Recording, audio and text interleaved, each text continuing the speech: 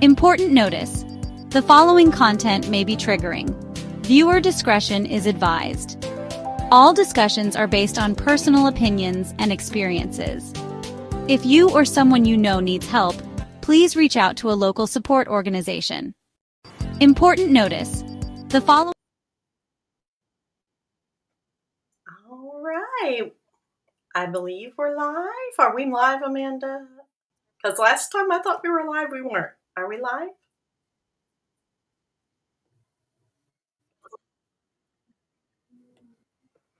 Amanda, can you hear me? I believe we're live. Okay, we're live. All right. Yes, welcome. We're live. Okay. Welcome to Through the Eyes of Survivors Uncensored. There we go. Yeah, welcome to Through the Eyes of Survivors Uncensored. And I'm your host, Tara. And I'm joined by my incredible co-host, Amanda, and our wonderful volunteer here at Break the Silence, Mia.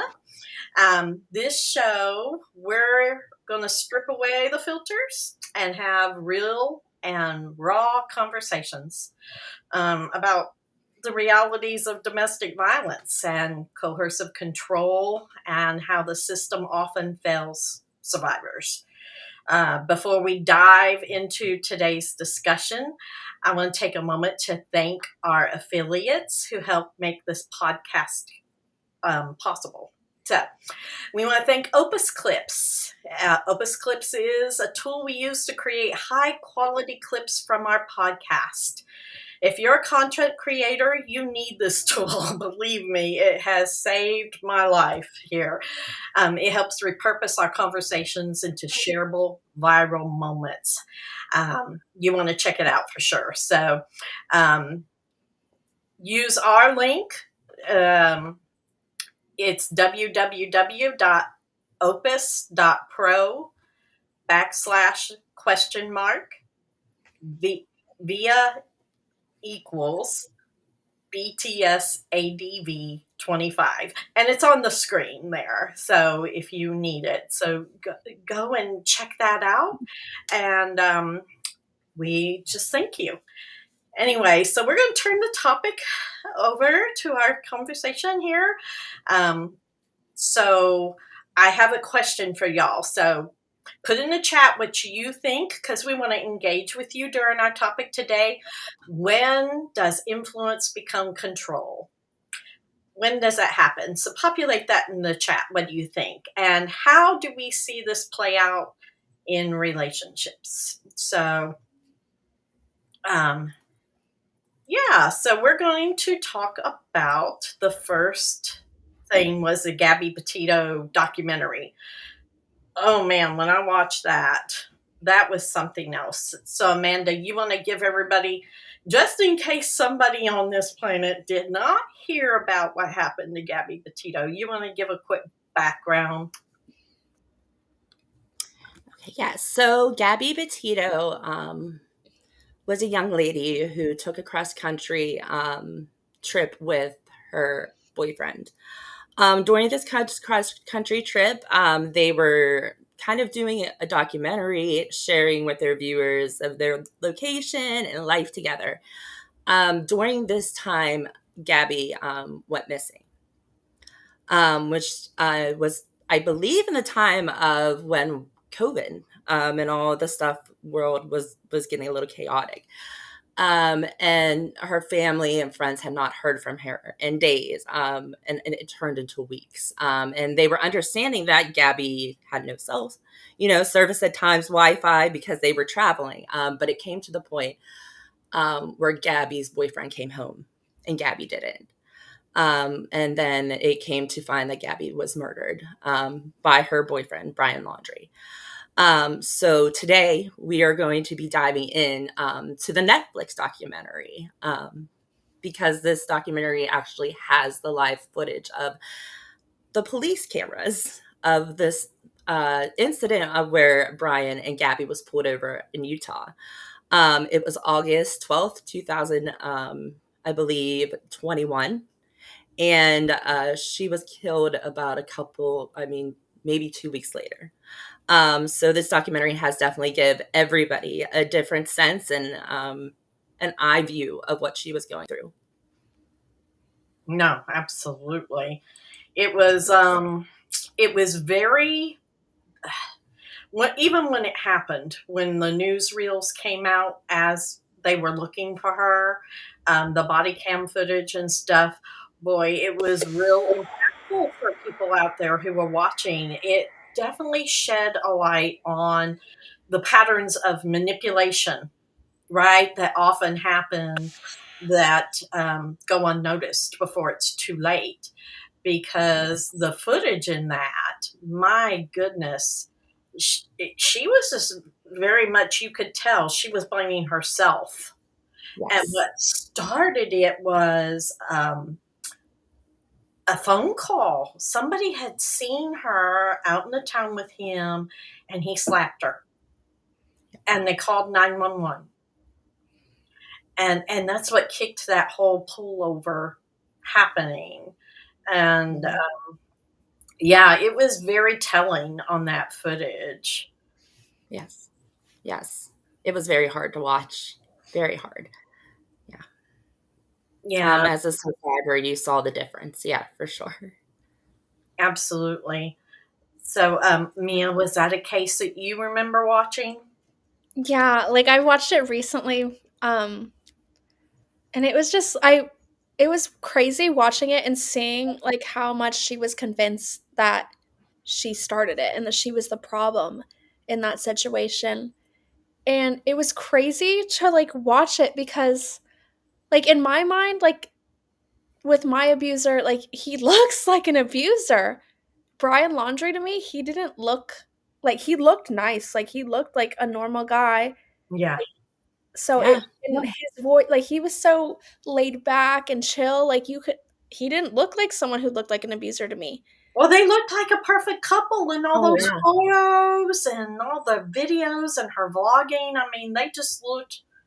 I wouldn't have Like, thought there was anything going on. no, Look like at I saw in like some of the clips, you could see like she'll say something and you'll see his face, and it's kind of like, oh, she shouldn't have said that. Like, there's definitely be something that's gonna happen later from that comment, and I feel like it makes me wonder if she liked to record because then he couldn't do anything right then and there. I think in the documentary, her friend talked about how he was scared that all this recording was going to expose him.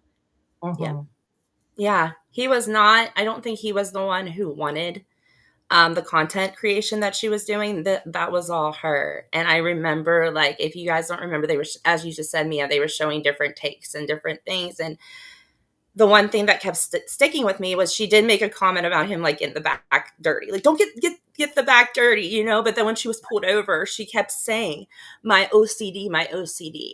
As a survivor myself, when you say stuff like that, that's because that's the thing they're harassing you about. That's the thing they're telling you. That's what you're getting beaten over. That's the thing you're getting yelled at. So in her head, even though like the police officers are like, oh, you're just having an anxiety attack. No, she's telling you I am bad because I have this OCD problem and I'm in danger. And it was, unfortunately, and again, you saw in the caption of the video, she was asking him, like, don't get the back of the our van dirty. And again, then when you saw the footage of them being pulled over, that was one of the main things she was talking about was her OCD. And again, that just to me seemed like that was a bigger problem than what they were taking it as. So, which again is self-blame, right? Self-blame. Yeah. It was very, to me, obvious. And I think to so many survivors out there, she was taking all the blame. Mm-hmm. He was willing to give it to her, but he was like shrugging it off. And the police did not do a good job of asking the right kinds of questions. No. It was obvious. They said he could see the handprint on her cheek, but yet she wouldn't really acknowledge that. She kept acknowledging she was the aggressor. Yeah, she was like, technically, I did throw the first punch, but she's not like, she didn't say what happened before that. And it's, like it's so hard when you get police involved because reactive abuse is such a big thing, and they're both going to get in trouble. Someone Mhm. innocent, like the victim's going to get charged because she reacted to something. Like, Right. and there's It not, was, I don't like, it's hard.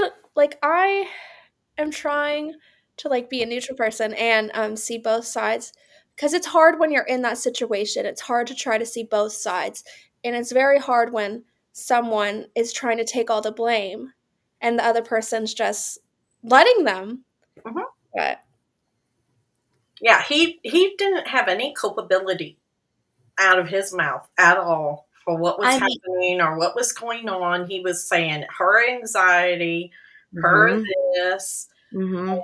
and there was nothing there where he said, part of what she said was he locked her out of the van.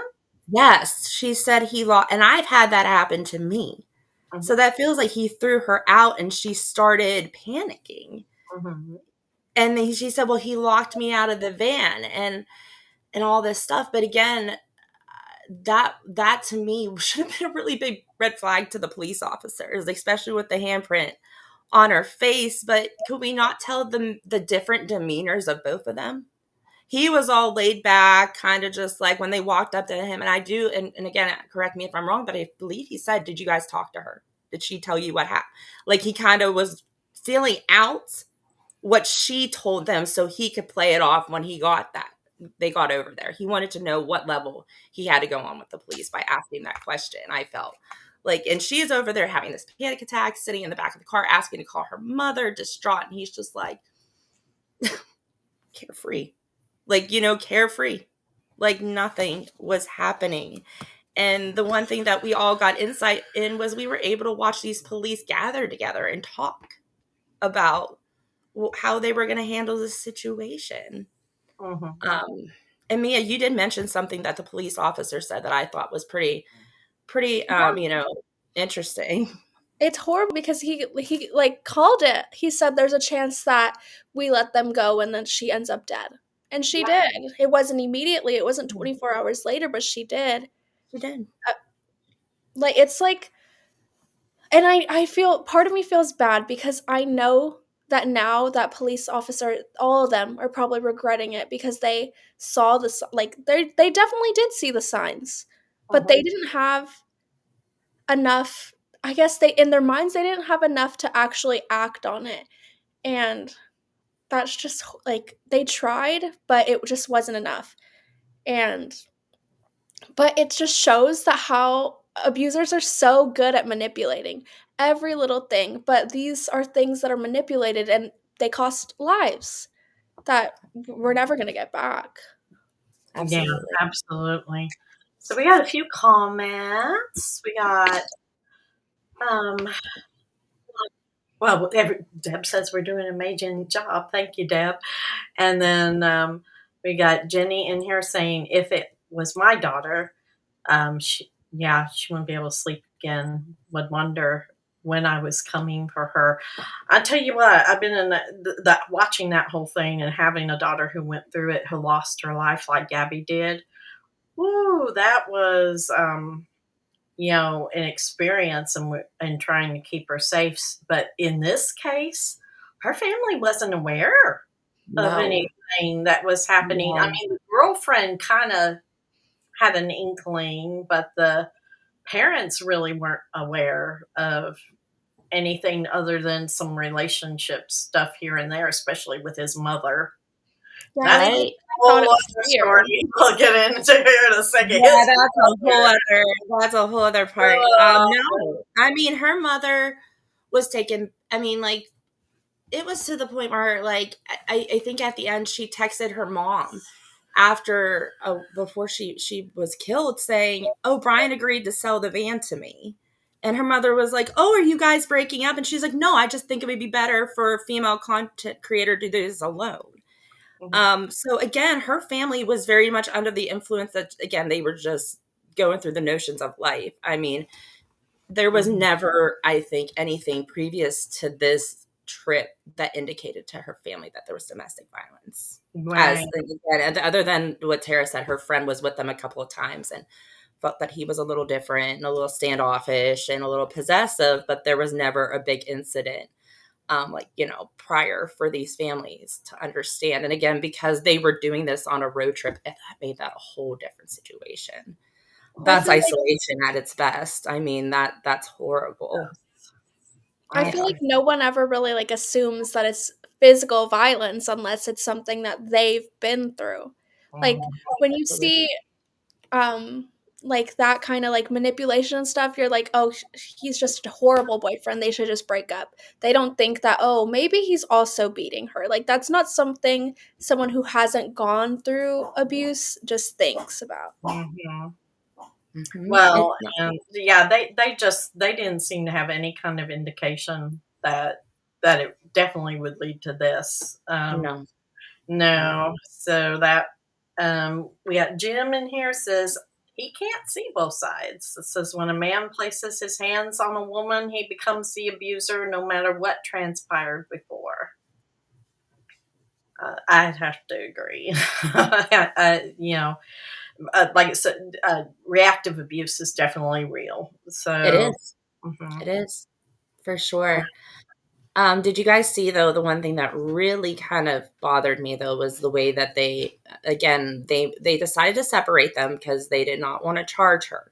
They were kind on that. They didn't want to take her to jail, but they did and again, Tara, we know this is one of the common things they do for domestic violence, which is not always 100% helpful, but they tell you to separate for the night. Right? Separate. Right. Yeah, that's what I was told. And you're always like, okay, when you leave, he's going to come back, but okay. Yeah, take a walk. It'll be okay. Take a walk, get a breather. But in this circumstance, Brian got to use a luxury that's something that not all women have in different states. This state had a domestic violence motel for women or people who, men who were in domestic violence situations. They took Brian there.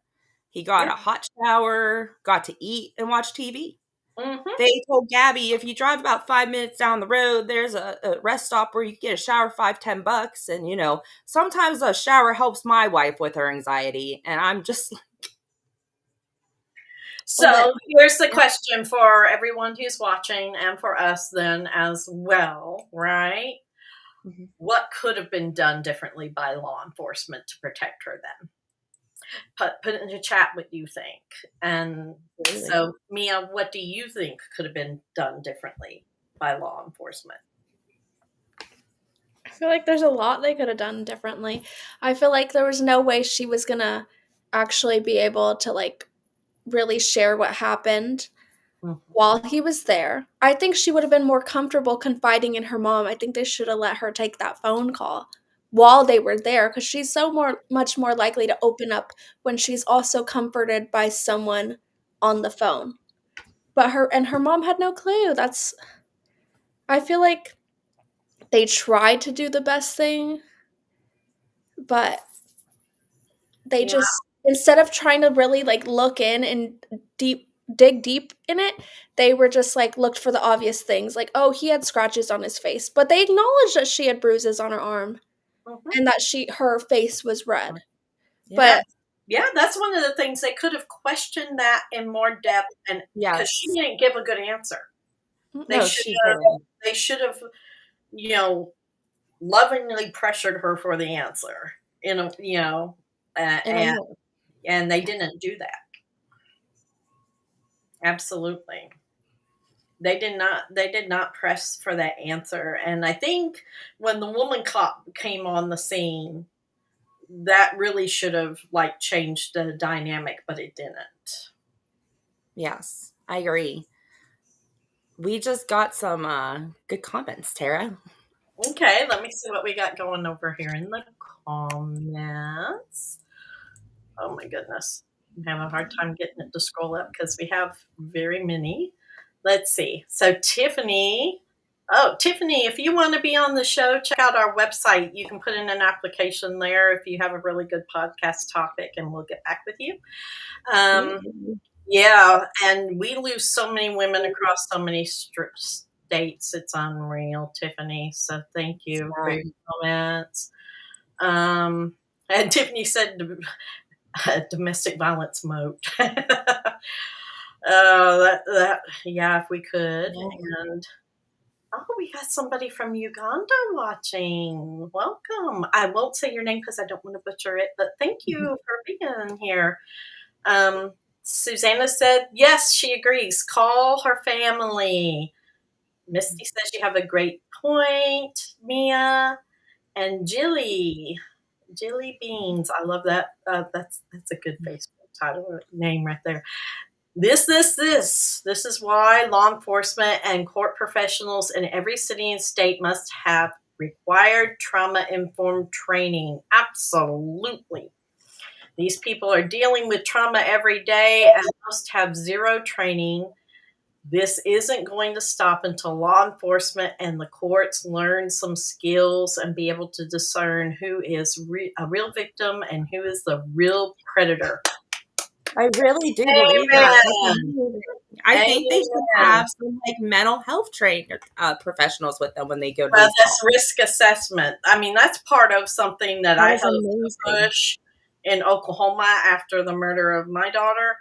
That risk assessment, that needs to be done in every state, and every officer needs to be trained how to do it. Not just officers, but any first responders, your emergency people.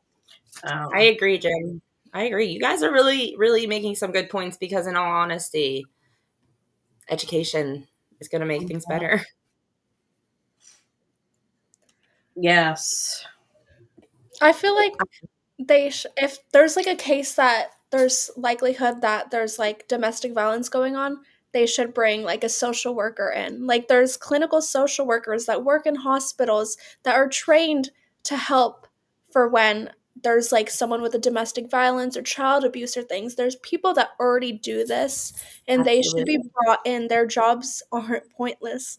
And if there's if you can physically see that there's violence going on, take them to the hospital.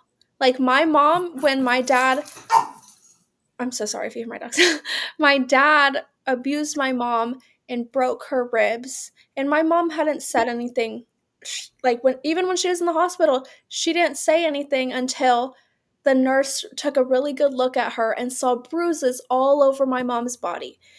And my dad probably convinced the police officers that, it was just this one thing. But my mom was covered in bruises because that wasn't the first thing. He had thrown a chair at her a few days before that. Uh-huh. I think they could have examined her further, and there probably would have been other bruises around. I agree, Mia. It happened to me. My ex busted my face open by slapping my face too hard, and it caused a hole in between my lip and my cheek. And I was still in defensive mode. He did not let me walk into the ER by myself, so I couldn't even check in by myself. When we got back to the room, I knew they had suspicion that I wasn't telling the truth because I told him I fell down the steps holding a laundry basket, and I fell into the laundry basket and it ripped my face because it hit my teeth. They never made him leave the room, which they should have. They didn't. They just questioned me right in front of him, and they didn't make him leave. They didn't get security. So 100%, there are signs there. And if, doctors, police officers, first responders of anything are not taking the proper steps, you are taking a risk with people's lives. Absolutely. And they take a risk with their own lives too. The most fatal cases for officers is domestic violence calls. So without the proper training, they're not even assessing it correctly to protect themselves. No. I agree. I completely agree with that. So I know the next thing that with the whole Gabby Petito case, and I know this stuck out to me was, and we talk about this, the flying monkeys for families. And I really felt, yes, I got we have the flying monkey families and the classic mother who was his ride or die. I mean, did you guys read the letter? Hear The the butt letter. burn after you read this letter? Yes, the love letter to her son that she basically was telling him, you could do anything and I will cover it I up will for you. come and help you bury the body, she said. I'll come and help you bury the Bury body. the body. You are my son. Oh. Yeah, I that's a mean, big thing. I feel like it's very popular and like abuse is so normalized and like especially like I'm Mexican, it's very normalized. Like moms will let their sons get away with everything and anything, and it's so normal. And it's just crazy to me. And it's becoming more popular. Like I'll see on TikTok like a mom post that her baby boy is like her first love, like I'll always be my baby boy's first love. Like that's weird. You have a husband, like get over it. Like that's yeah, not your first love, that is your child. no, It's actually it's not disgusting. That's healthy. so weird. It's not normal. It's not healthy. No, that's a Being form of, their parent was yeah, that's good not. from the get-go, because the first minute the police show up at the door, we're not saying anything. Here's the number to our lawyer. Yeah, he doesn't want to talk to you. He don't want to talk to you. That's Mhm. what they basically were telling them. And yeah, it was completely, they were being so uncooperative, and they were saying, couldn't you have any empathy for her parents? Can you have empathy for her parents? Like, if you guys don't, and they were just like, this girl lived with them. She lived with them. She She went on, like, she lived with them. Yeah, but it said in the documentary that the mom was jealous. That she was Yeah. mad because her pie wasn't acknowledged. Like, She started having her mail sent back to her former address, which was not in Florida, it was back home to her home state. And her mom calls Gabby and is like, are you moving home? Yeah, Because I'm getting items she was mail. having shipped to her. Yeah, like she was just like, the mother was just doing, it was odd when Gabby was alive, but even when she passed away, it was, yeah, like the zero empathy for someone, even as someone. Definitely, yeah, they definitely enabled him. They Oh hindered justice. They enabled him. yeah, oh yeah, I mean, that totally resonates through the whole thing of the failure on how to protect Gabby, because oh they yeah. do not give two hoots that the whole nation is watching this, looking for this girl. They did And not care. And setting up in their house, acting like there shouldn't be any repercussions. no, and I almost felt like they like almost provoked it at times. Like they were just so rude that they were like making it like hurtful to Gabby's family. And I think that they were purposely hurtful. Like they weren't even like, no, we respectfully declined. They were literally just being so discooperative, so disrespectful that it was just like, why are you making this so hard? And then when we read that love letter from his mother, you're like, okay, like this is why you're making this, because there's no healthy parenting here. There's no healthy people here. And I feel bad that Gabby and her family, Yeah, it it was was very hard for me to it watch. I was had very hard. doses because of what we experienced. I found so much I could relate to, Yes.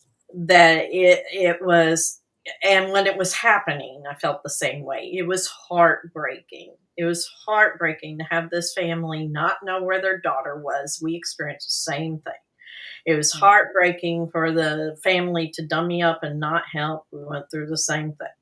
You know, the correlations were really hard to watch. But the biggest thing for me with Gabby's case is it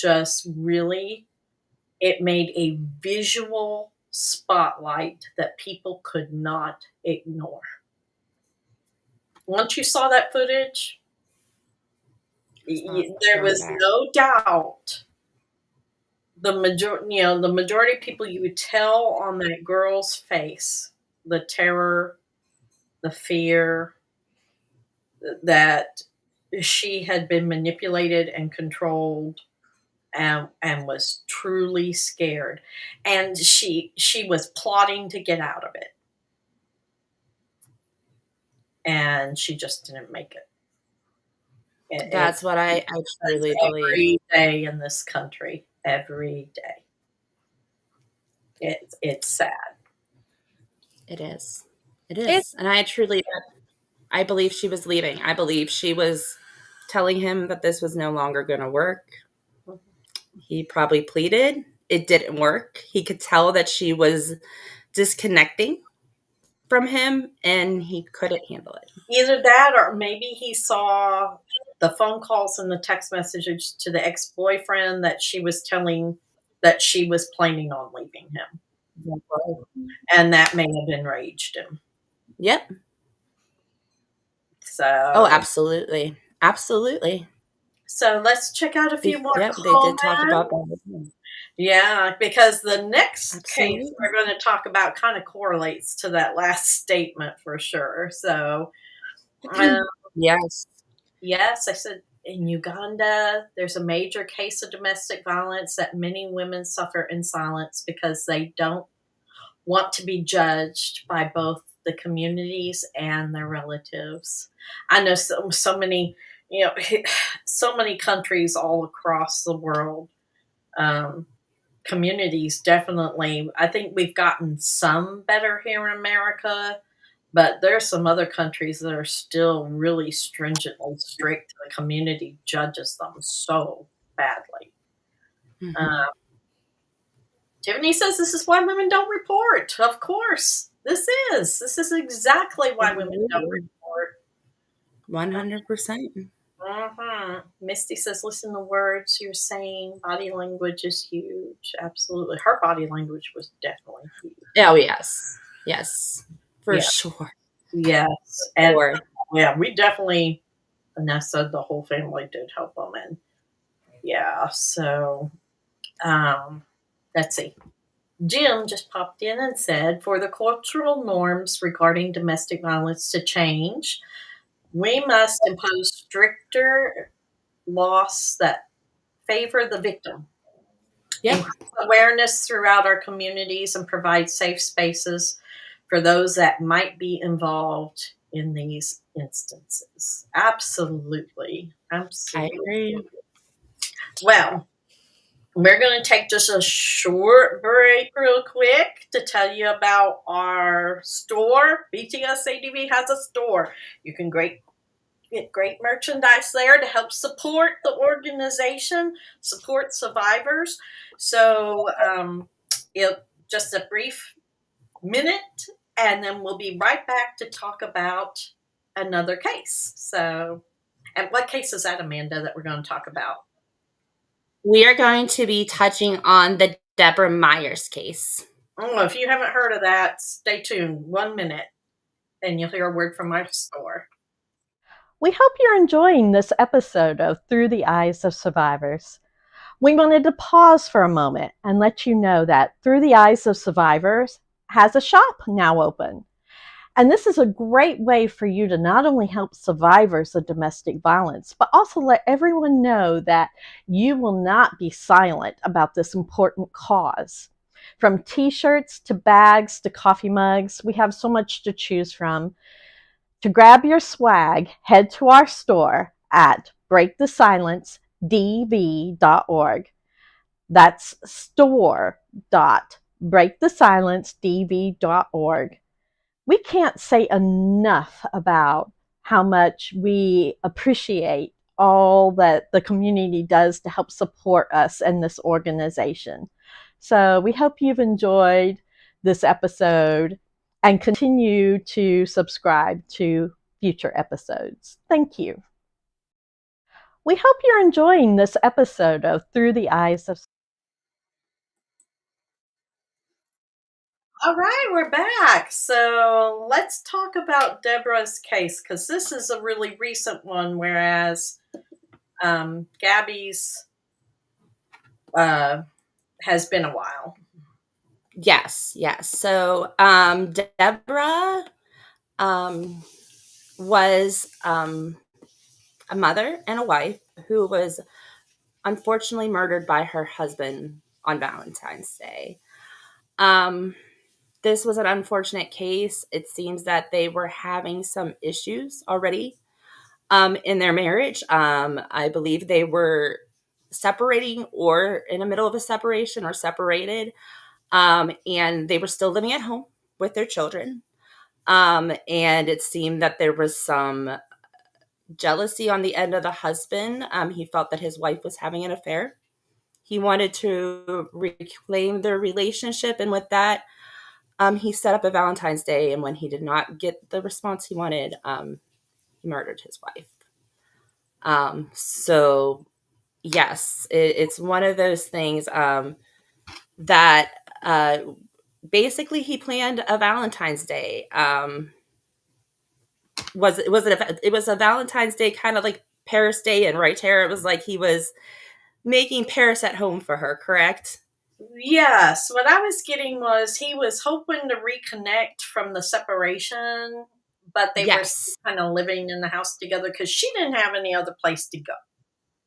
Correct. And they were, they had children together. And I've been in this situation before myself personally where, you can't really leave because you don't have the finances. So I believe that she was working on leaving. And what happened was, again, he set up this Paris kind of night in.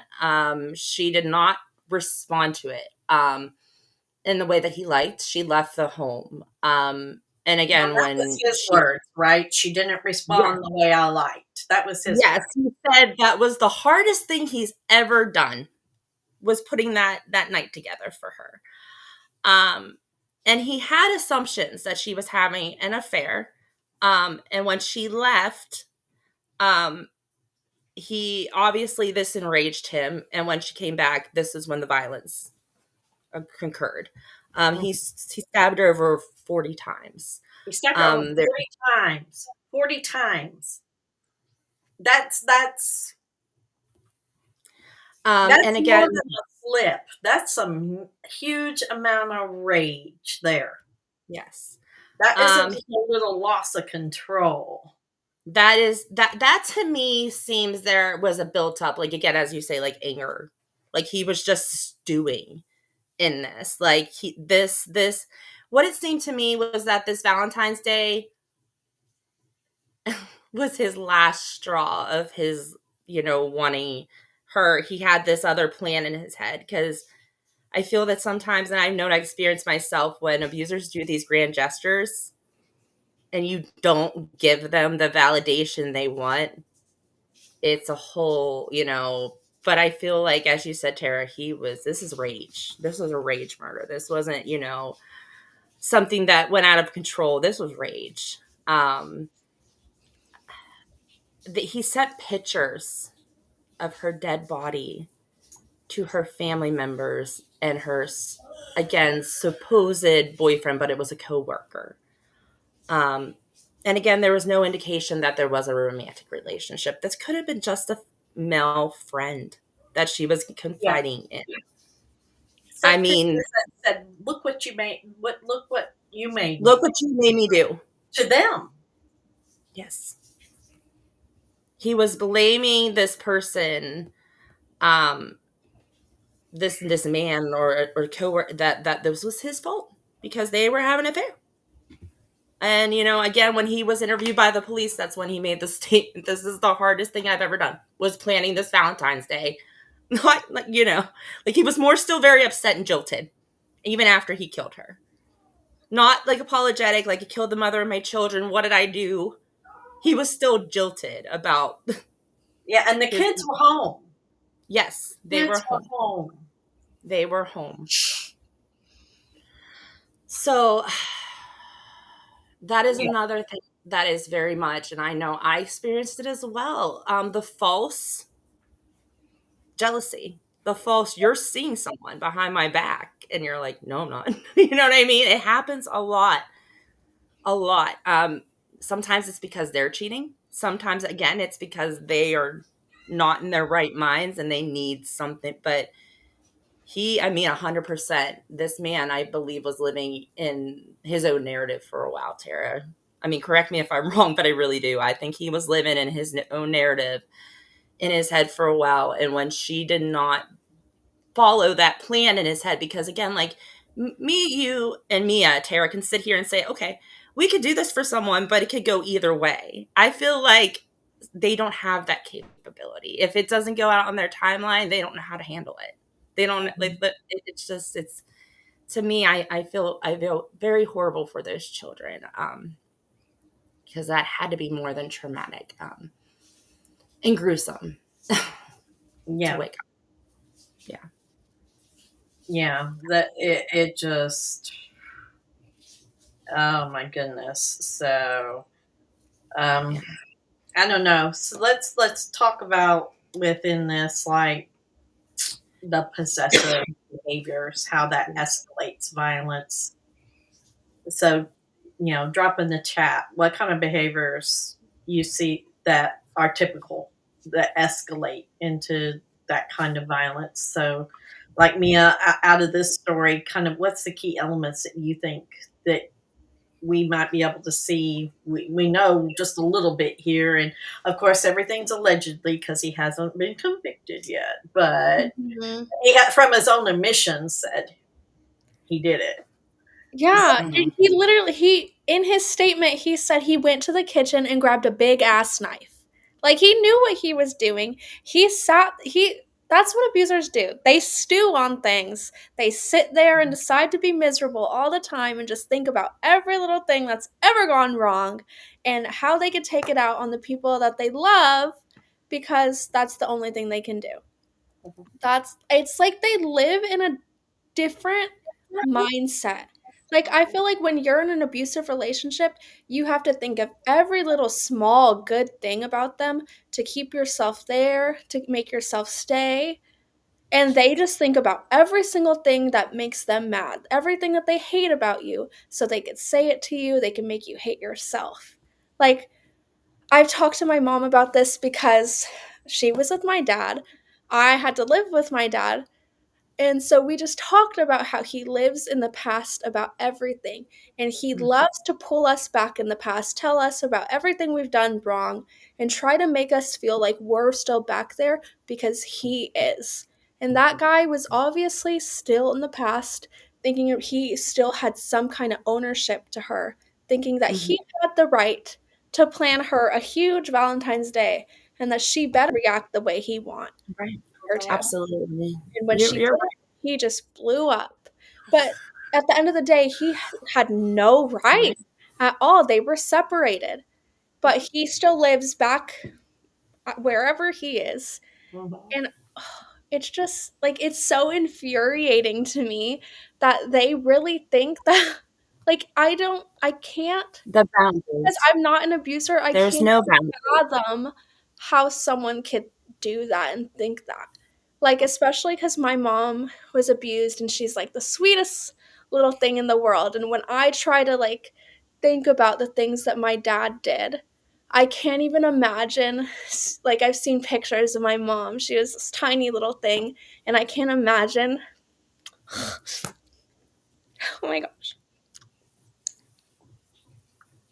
I can't even imagine how someone can look at her and hurt her.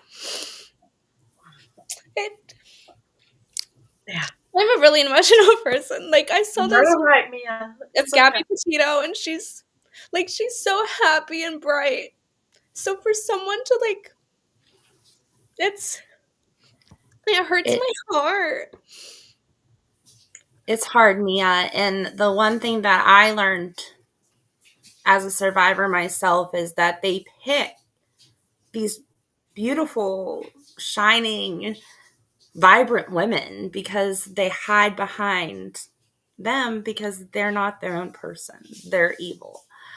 And unfortunately, it's hard because, as you said with your mother, because I personally know your mom and she is the light of the world and one of the sweetest people I know. And even watching Gabby Petito, that was extremely hard because I saw it in two different sites now. I saw it as a survivor, but as a mom.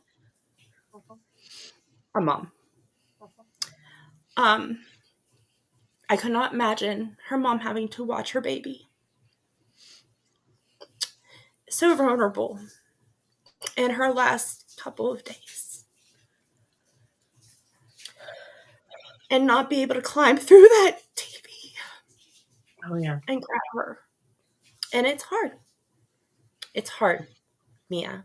It is. It's very hard. Domestic violence does not discriminate. Mm-mm. I hope that those children, that they're like me, where you can't remember the things that happened. Like, when I think about what my mom endured, all I can think about was her in the hospital and just begging her to come home and to come back and be with me. So I hope that they can think of every single good thing about her that they love. And because that's all you can do. That's all you can, when you lose someone you love like that, that's what you have to do. You have to think about all the good things about them. And I'm sorry, I'm reading the comments. No, you're fine. Think Go about all ahead. If you want to address some of them, go ahead. Yeah, it says she was obviously in need of help. Yeah. Yeah, absolutely. I feel like it, like this is like, these things make me so mad, like sad, and then I get so upset because like it's so, everyone uses it for like entertainment value these days. Like, these people lost their lives. And I'm sorry, I know Netflix is going to make a buttload of money off of this. So I hope that they're going to use some money to lobby for change, because this happens all the time. Like, and this is so in your face. Like, there's hundreds of YouTube accounts that tell all these stories about the domestic violence, and people use it for entertainment value. People will listen to it while getting ready. Like, there's I just can't. Like, there's so much change that needs to be made. Like, I hope that all these people using it for entertainment value put it towards change. Like, I know Break the Silence, all the money we get goes right back into survivors. Yes, absolutely. Holidays of Hope, the Run for Her. Like, there's so many things that can be done. So when like, this Netflix thing is huge, I know people are literally like subscribing to Netflix just to watch this, just to hear this. Like, yeah, guys. there's going to be so much money. There needs to be change to reflect that, because it's not a one-time thing. Thankfully, there's all this recordings. You can see it unfold from your eyes, like in front of your eyes. Like, there's no way that you can deny this, deny that there's a problem, deny that there's a need for change. So I hope that happens. I agree. And it says something, doesn't it, with as much opportunity we have now with social media and television and documentaries, that yet the numbers are still growing. It is. It's such a national crisis. It's not just the victim. It's a national crisis, and I don't understand where people are not seeing it's affecting everything. It's not just one isolated. It's a ripple effect. No, yeah, and I agree. They forget until the next victim. It's so sad. I experience that. It's always so sad till you get the next big case like this one we're currently talking about. So, and then who's left with the side effects of what happened? The children. Those children will be affected forever. That mother's parents, the stress of, I imagine they're probably going to be the ones raising the children. And then I'll tell you right now, no mother wants to bury her daughter before her. That's unnatural. As a parent, you should be the first to go. You shouldn't have to bury a child and then raise their children. It should be a wake-up call for everybody out there, because this is just, cases like this are so inhuman. But people think that it's the it's abnormal. That one is an exception. That kind of thing doesn't happen all the time. Oh, yes, it does. Yes, it does. Just everybody doesn't get the same kind of coverage that Gabby Petito got. No, not at all. I agree. And I'm heartbroken that her family lost her, but I'm so thankful that they're fighting so hard and that they got the platform that they have to be able to fight for her, because so many families don't get that. And there's so many families that just are heartbroken and don't have the voice that social media, especially back then, social media didn't have the impact that it has now. So now people can really talk about what's going on, and but so it's heartbreaking to see that the numbers are still rising. They're still going up.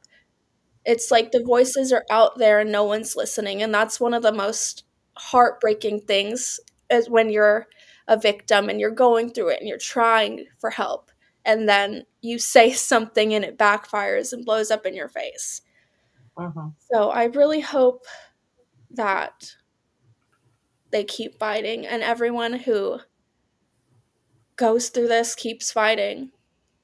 Yes. Well, I think part of the key we can do is like cases like this. So this case with Deborah. I mean, it's very easy to reflect back now, but evaluate, if you're listening to this or you have friends that are in certain relationships, help evaluate what is going on within your own relationship. So Deborah's husband, definitely there was manipulation going on there, right? He was manipulating her. He was possessive. So they're separated, but he still wants her, right? But he distrusts her. There we go, by talking to male coworkers. So he's going to get jealous, right? And manipulate her to where he has her. And when she rejects all this, this is what happened. And then people wonder why we don't leave. Because, especially in this particular case, it definitely smacks of narcissism. His comments do. Oh. Not every narcissist is an abuser, and not every abuser is a narcissist, vice versa. But this one definitely was, it was all about him. All about him. Absolutely. To the point And that was, his children didn't even matter. His children No. who were at home didn't even matter. Nope. And if you see similarities like that in your relationships, you need to reevaluate what you're doing and safely make plans to get yourself out. Right. And the fact that, and as Mia was saying, like the fact that he did not care about her boundaries. She obviously did not want to be with this man anymore. And he, again, did not care. He kept pushing advances. He kept going across her boundaries. And we all deserve to be able to end a relationship and have boundaries and be safe in those. And I just feel really horrible.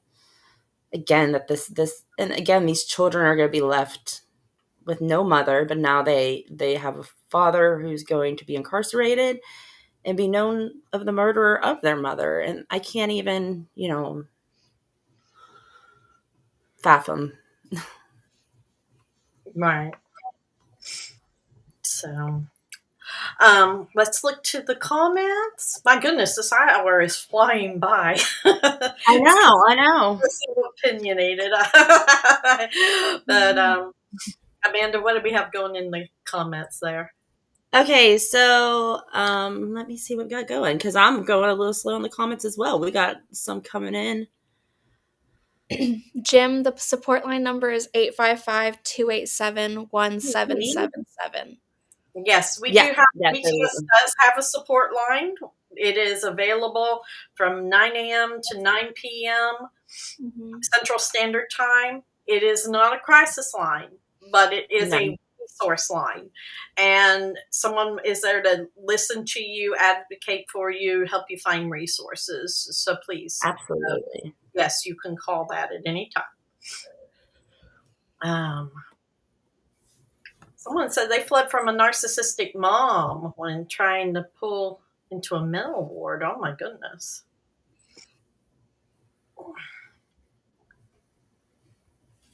Oh, she's from Canada. So, welcome, Canada. This is the first time I've seen some different countries pop in. That's wonderful. Yeah, absolutely. Okay. Now, I know that they populated in the comments. BTSADV, Break the Silence. We're always, nonprofit. We're always looking for donations. If you'd like to donate to us, check out our website for sure. And there's a link in the comments. Let's see. Yeah, it's a really good conversation. So, is there anything else you ladies wanted to touch on before we kind of wrap up? We did have one more thing, Tara, I wanted to kind of give a highlight on. There was, unfortunately, a case in South Florida where there was a mother, a grandfather, killed by her husband, but the police is holding the sheriff is holding 7 cops responsible and putting them on leave because of their mishandled of the domestic violence case and it turning into this tragedy. So that is something I kind of good that I wanted to say, that we do have some law enforcement taking this seriously. To see that he was actually suspending the people on there that was in charge of helping. Huge. How many did you say? 7. 7. 7 he placed on leave. 7. That's amazing to me.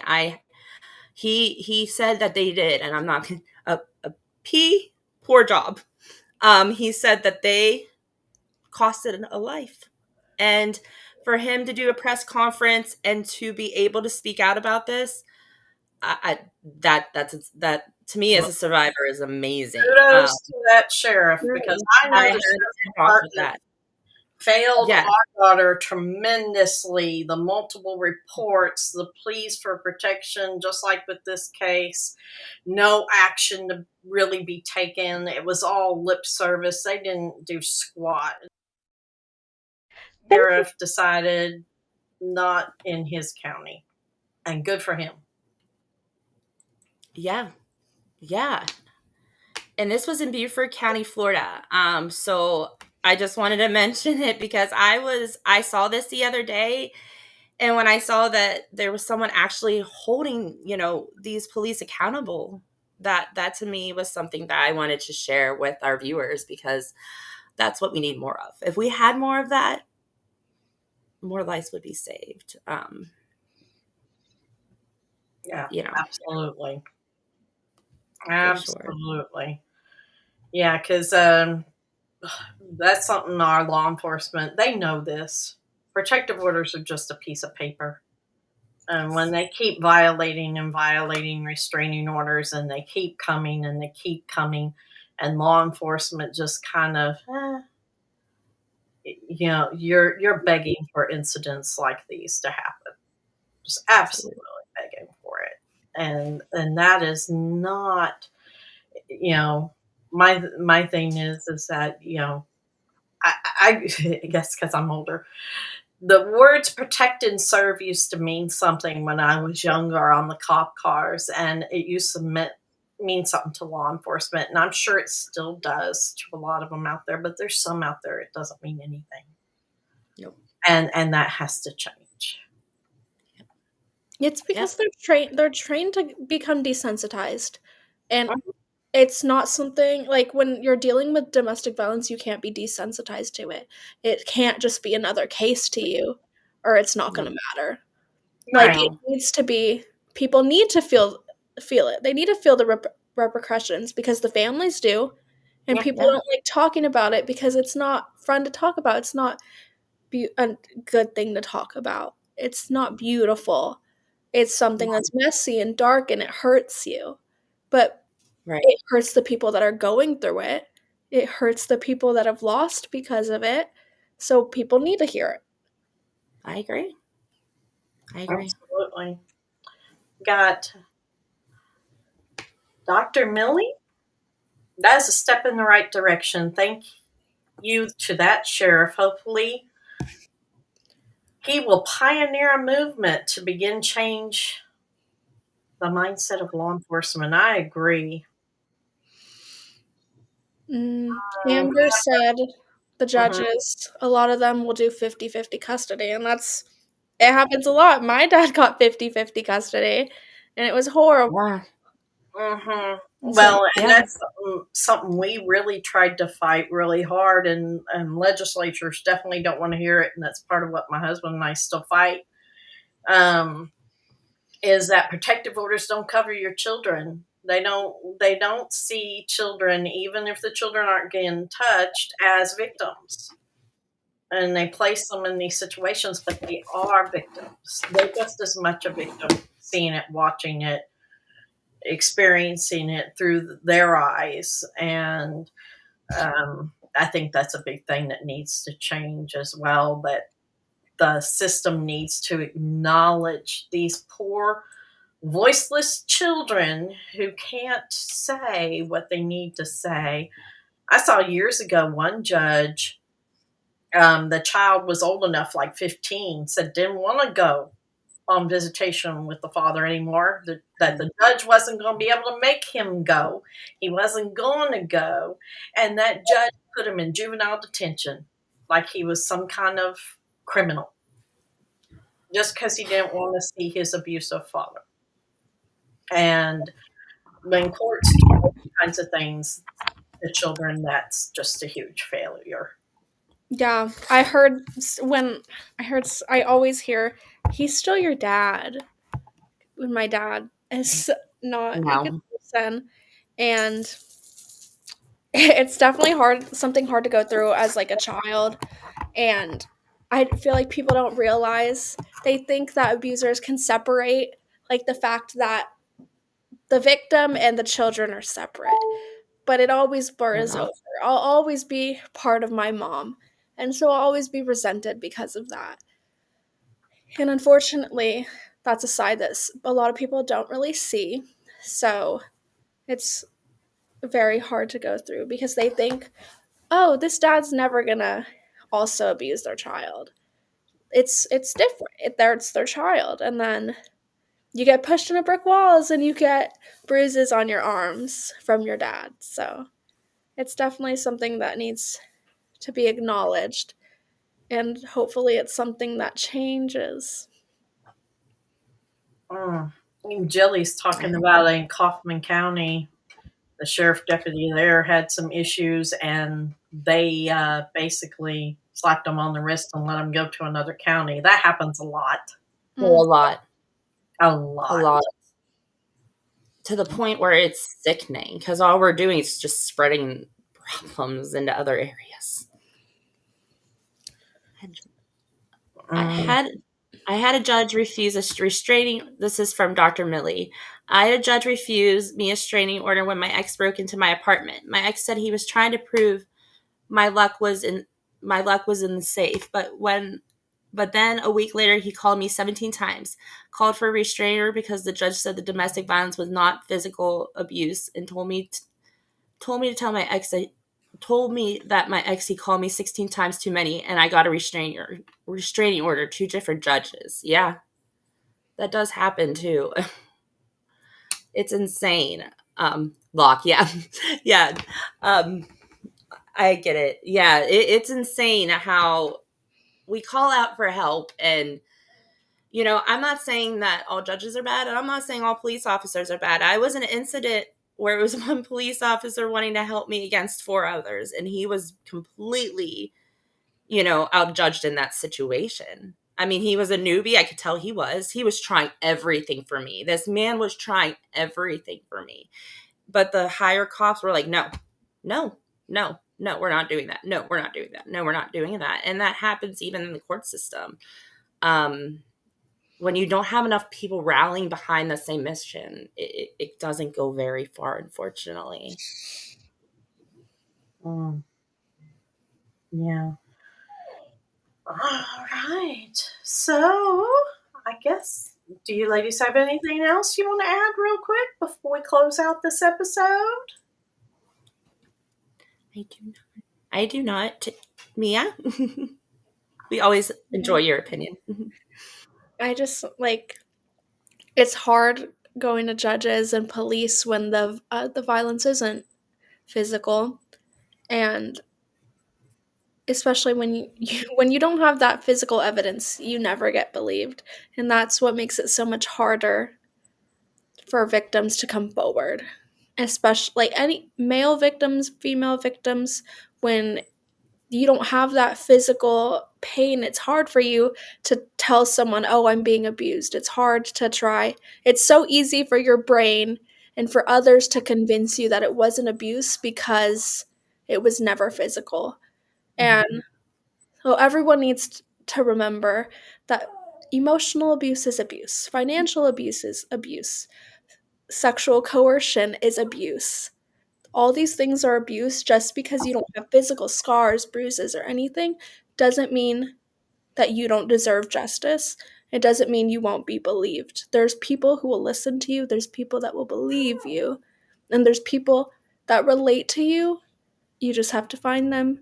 There's always another side of horrible situations like this, and there's always an opportunity for something bad to be turned to good.